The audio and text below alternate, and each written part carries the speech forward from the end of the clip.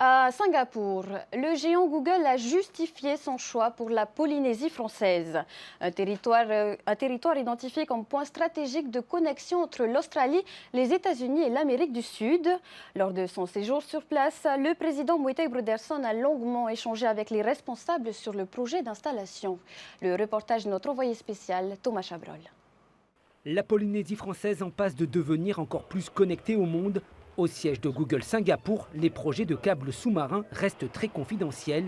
Google confirme cependant son choix d'installer de nouveaux câbles transpacifiques et de se connecter au Fénois. D'un point de vue de l'infrastructure, la Polynésie française est plus avancée en matière de production électrique. Vous avez deux réseaux, le thermique et l'hydraulique. Et cette disponibilité est intéressante, notamment avec les énergies vertes. Et c'est cela qui nous a attirés. Mais c'est aussi que la Polynésie est la première terre en direction de l'Est. Dans ce lot de futurs câbles sous-marins, le premier, baptisé Onomoana, doit relier les États-Unis et l'Australie à la Polynésie française. L'autre, Tabua, reliera pour sa part les États-Unis et l'Australie à Fidji. Un troisième câble Internet a aussi été annoncé en début d'année dans le Pacifique. Celui-ci connectera la Polynésie au Chili. Notre caméra n'a pas été autorisée pour aller plus loin dans le bâtiment du géant de l'Internet. Le président du pays s'est entretenu en privé avec les équipes en charge de l'innovation sous-marine pour faire le point sur l'avancée du dossier.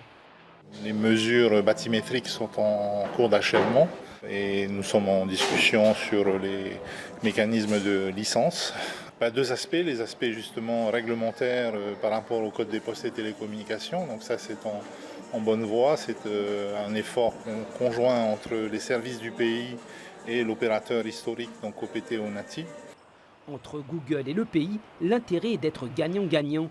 Mwetai Brotherson a également abordé la question de la formation et de la sensibilisation aux écosystèmes plus responsables sur le volet environnemental et culturel.